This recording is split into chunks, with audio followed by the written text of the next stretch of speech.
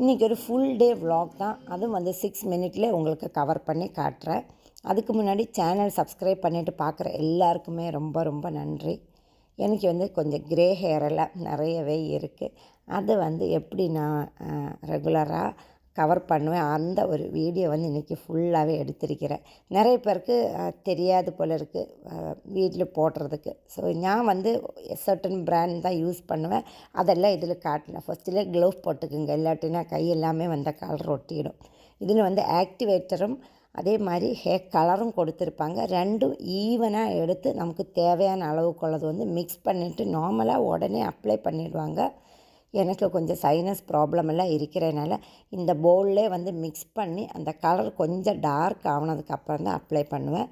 நான் யூஸ் பண்ணுறது வந்து டார்க் ப்ரௌன் கலர். 2 வாரம் இல்லாட்டினா 3 வாரத்துக்கு வரைக்கும் கண்டிப்பாக எனக்கு வந்து இதை அப்ளை பண்ணி தான் ஆகணும், இல்லாட்டினா நிறைய ஒயிட் ஹேர்ஸு தெரியும். ஸோ அது தெரிஞ்சால் என்ன ப்ராப்ளம்னு நீங்கள் நினைப்பீங்க. ஒரு சில சமயம் நம்மளோட செல்ஃப் கான்ஃபிடென்ஸ் இருக்குல்ல, அது வந்து இப்படியே கண்ணாடியில் பார்க்கும்போது நம்ம நல்லா அழகாக இருக்கா, ஓகே கலரெல்லாம் கரெக்டாக இருக்கா, முடியெல்லாம் நரைக்கலையா, அப்படி நல்லா நினைக்கும் போது ஒரு சந்தோஷந்தான். எத்தனை பேர் அப்படி ஃபீல் பண்ணணும்னு எனக்கு தெரியல. ஸோ எனக்கு வந்து பிடிக்கும் க்ரே ஹேர்லாம் கொஞ்சம் கவர் பண்ணி வைக்கிறதுக்கு. தெரியல எத்தனை வருஷத்துக்கு இது கண்டினியூ பண்ணும் அப்படின்னு. ஒரு வயசாகும்போഴത്തേக்கு நமக்கு போதும்னு தோணும்ல, அப்போ நிப்பாட்டிக்கலாம். இதனால் எந்த பாதிப்பும் இல்லை. நான் அமோனியெல்லாம் யூஸ் பண்ணாத கலர் தான் எப்போதுமே வாங்குவேன்.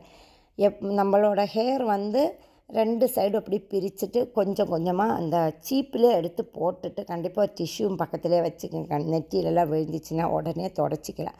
இப்படியே ஸ்ப்ளிட் பண்ணி இதுக்காகவே ஒரு பவுலு, அந்த நீட்டாக ப்ரஷ் எல்லாம் கிடைக்கும் நம்மளுக்கு. ஸோ நல்லா ஃபுல்லாக நான் முன்னுக்கு மட்டும்தான் கவர் பண்ணுவேன்.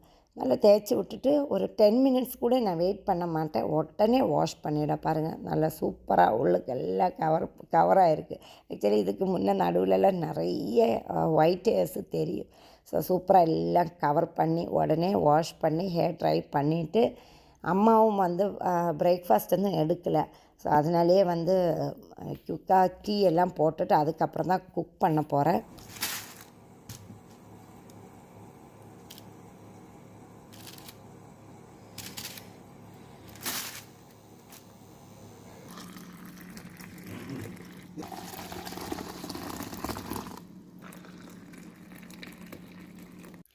ஈவினிங் வந்து இன்றைக்கி ப்ரேயர்ஸுக்காக உப்பு கொழுக்கட்டை செய்ய போகிறேன். அதோட ரெசிபி நான் உங்களுக்கு கவர் பண்ணி காட்டுறேன். இது வந்து கேரளாவில் பிரேக்ஃபாஸ்ட்டுக்காக செய்வாங்க. ஸோ ரொம்ப சிம்பிளான ஒரு ரெசிபி தான்.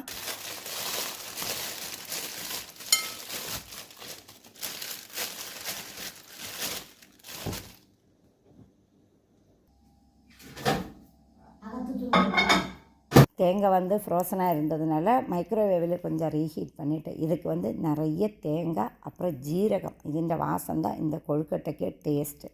நான் வந்து பல்ஸ் பண்ணி எடுத்துட்டேன் மிக்ஸி ஜாரில். பேலன்ஸு தேங்காயும் சேர்த்து ஒருத்தர் கூட பல்ஸ் பண்ணேன். ஏன்னா கொஞ்சம் தேங்காய் உடஞ்சிருந்தால் தான் நல்லா இருக்கும். பேஸ்ட்டு மாதிரி அரைக்கவே கூடாது. இதிலே தேவையான அளவுக்குள்ள உப்பும் சேர்த்தாச்சு.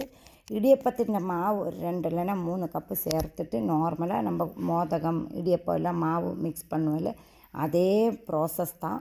நான் வந்து சூடு தண்ணி சேர்த்து நல்லா கலந்து விட்டுட்டு அதுக்கப்புறம் நம்ம வந்து கவர் பண்ணி வச்சுக்கலாம். ஒரு 20 மினிட்ஸ் அப்படியே அது ரெஸ்ட் பண்ணணும். எல்லா மாவுலையும் தண்ணி படணும்னு அவசியம் இல்லை. அதுக்கப்புறம் மிக்ஸ் பண்ணி எடுக்கும்போது கரெக்டாகிடும். இந்த ஒரு கொழுக்கட்டை வந்து 2 மெத்தடில் நம்ம பண்ணிக்கலாம். ஒன்று வந்து ஸ்டீம் பண்ணுறது, இன்னொன்று வந்து தண்ணியில் போட்டு பாயில் பண்ணி எடுக்கிறது.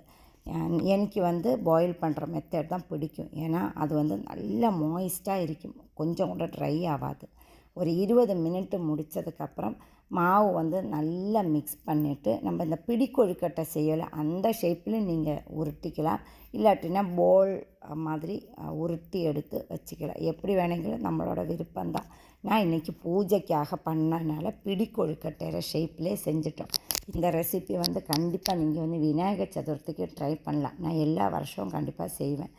அதுவும் வந்து தண்ணி வந்து நல்ல பாயில் ஆகக்கூடாது. அதுக்கு முன்னே இந்த கொழுக்கட்டையெல்லாம் இட்டுட்டு நல்லா வேக வச்சு எடுத்து பாருங்கள். கொஞ்சம் கூட உடையாது, சூப்பராக வெந்து வரும். உப்பும் நம்ம வந்து அந்த முதல்ல போட்டிருக்கிறதுனால எக்ஸ்ட்ரா ஒன்றும் சேர்க்கவும் தேவையில்லை.